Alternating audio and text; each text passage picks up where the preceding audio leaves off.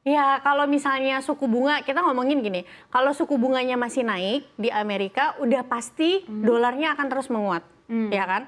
Kalau dolarnya terus menguat, ya udah pasti rupiahnya terdepresiasi. Harus diketahui yang namanya investor asing ketika dia berinvestasi di Indonesia atau di negara lain pun, itu pasti memikirkan yang namanya kurs. Kenapa? Karena imbal hasilnya bisa berkurang apabila kurs di dalam negerinya melemah.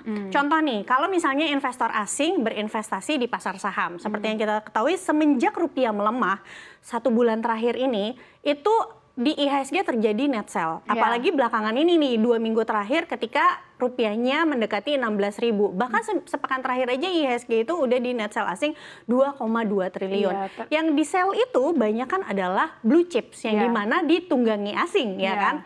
Nah, kenapa mereka menjual? Karena gini, ketika harga sahamnya pun naik, misalnya mereka dapat return 10%, tapi mata uang rupiahnya itu terdepresiasi, nanti net imbal hasil mereka akan semakin kecil juga. Akan semakin kecil, enggak 10%, karena ada currency risk gitu kan, ada resiko di situ. Jadi itulah yang menyebabkan kenapa pasar saham kita semenjak rupiahnya melemah itu mengalami penurunan yang sangat tajam, terutama di saham-saham blue chip.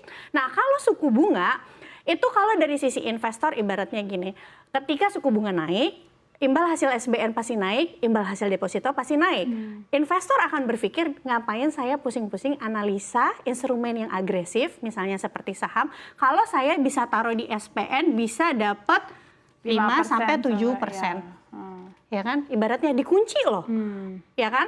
Nah, kalau dari sisi emiten, ketika naik suku bunga, artinya apa? Bunga kreditnya juga akan ikut naik. Kalau bunga kredit ikut naik, itu kan cost untuk perusahaan ya. Maka laba bersih perusahaan itu bisa tertekan. Seperti itu. Itu, berarti tadi aku balik lagi, kalau ke net sell itu memang sebenarnya dengan suku bunga tinggi ini memang banyak ditinggalkan net sell-nya oleh asing. Iya.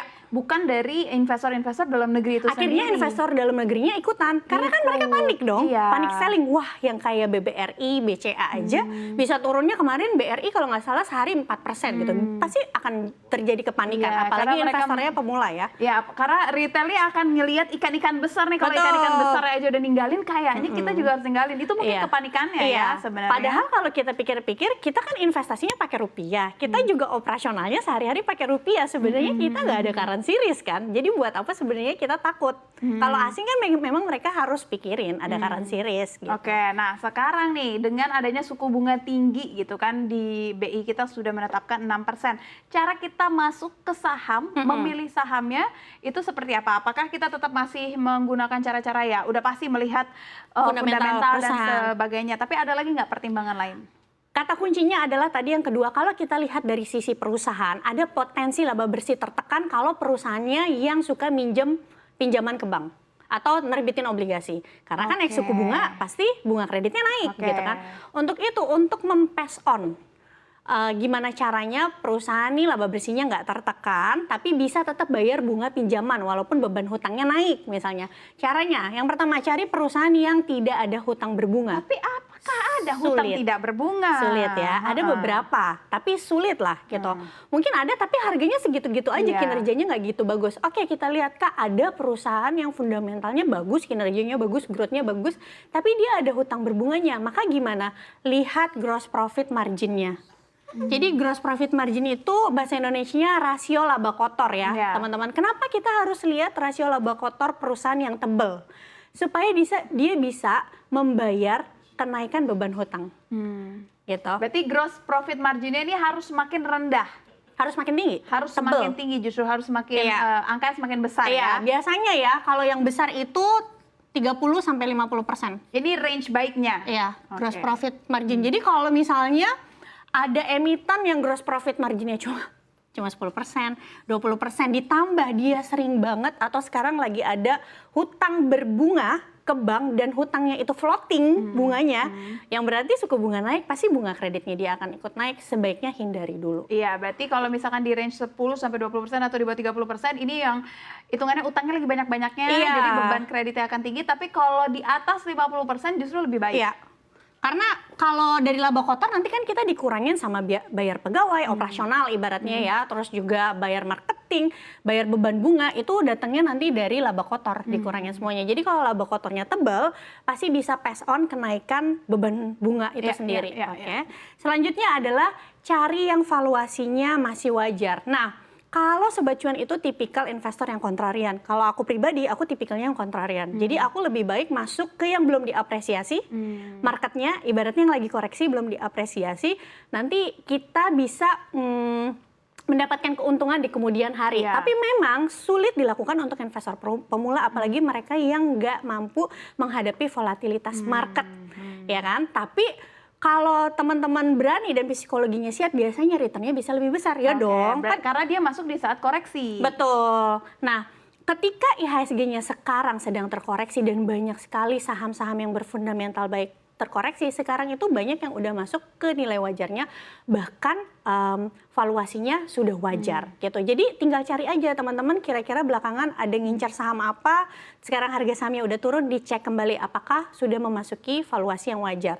Yang keempat, cari perusahaan yang kasih dividen besar atau minimum dividennya setara dengan yield obligasi. Kalau sekarang yield obligasi di angka 6-7%, cari emiten yang bisa bagi dividen atau dividen yieldnya di tahun depan itu setara dengan 6%.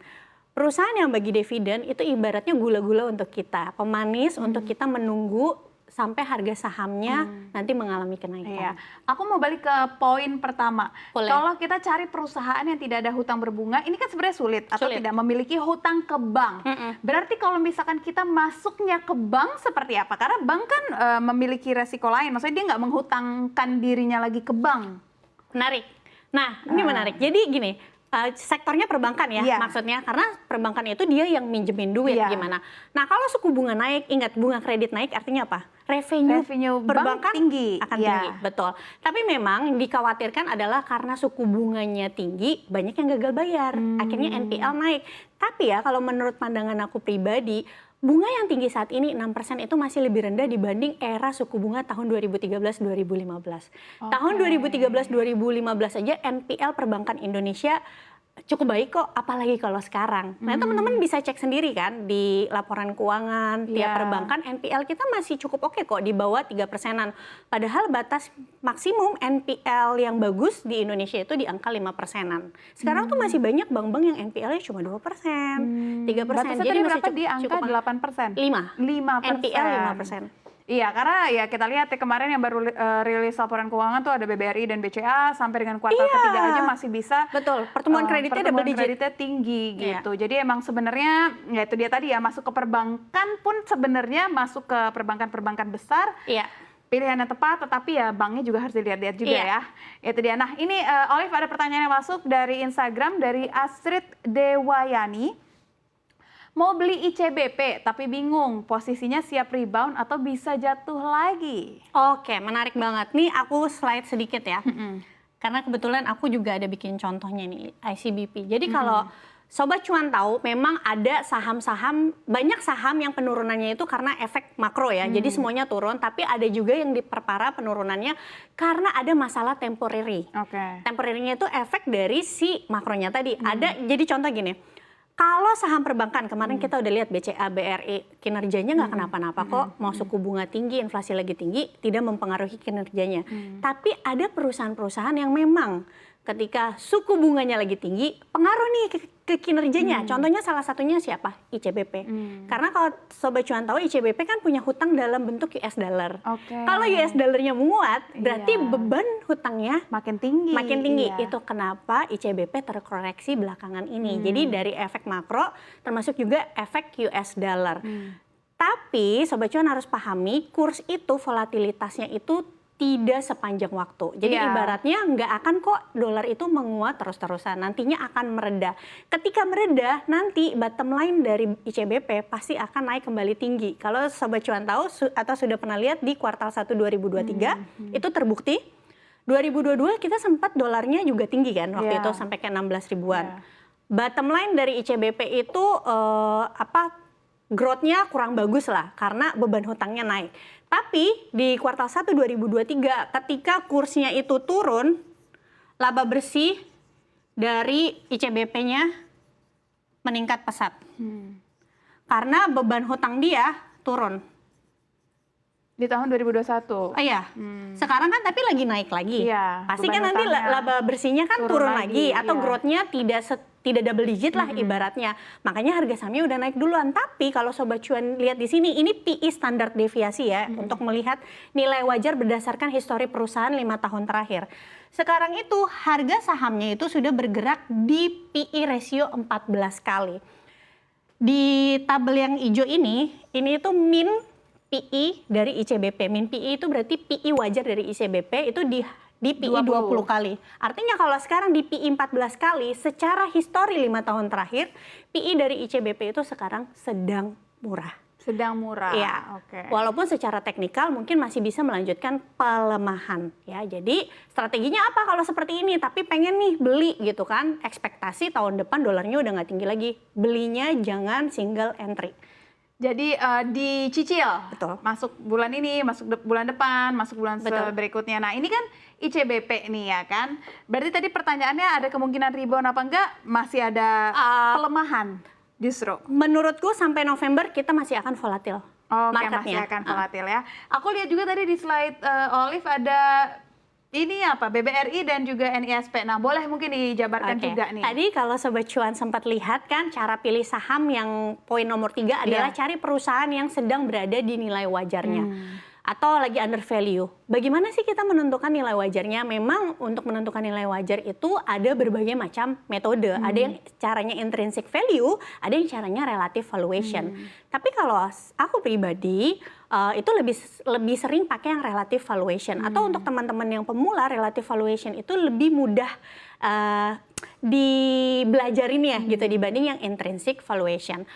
Kalau relative valuation tuh contohnya seperti apa sih? Kita membandingkan satu saham di sebuah industri, kita bandingkan dengan saham lainnya yang sejenis di industri yang sama gitu. Contohnya misalnya BBRI kita bandinginnya sama BBNI atau ICBP tadi kita bandinginnya sama Unilever. Lihat kinerjanya, mana yang lebih bertumbuh, mana yang kinerjanya lebih bagus, mana yang PE rasionya paling rendah. Oke. Tapi ada cara kedua untuk relative valuation, yaitu kita melihat nih kira-kira valuasi perusahaan selama 5 tahun terakhir, PE atau PBV standar deviasinya rata-rata di berapa. Kalau dia sering menyentuh titik tengah ini pakai PBV standar deviasi ya, ini adalah PBV wajar dari BBRI. Ini contoh ya, disclaimer on ya Sobat Cuan, bukan ajakan untuk membeli atau menjual, ini hanya cara analisa. Kalau dia grafiknya makin turun ke bawah, tandanya makin murah. Kalau dia grafiknya makin ke atas, tandanya PBV-nya makin mahal. Nah sekarang kalau Sobat Cuan lihat, PBV dari BRI sendiri angkanya udah di bawah PBV wajar. Nah ini PBV wajar ya. Artinya sekarang harga saham BBRI di harga 4.900 sampai 5.000-an itu sedang bermain di area wajarnya. Ya, wajar. Oh wajar, cenderung murah, cenderung mahal. Menuju ke murah. Kalau sampai 4.800 ke bawah ini pasti semakin murah. Kayak gitu. Murah.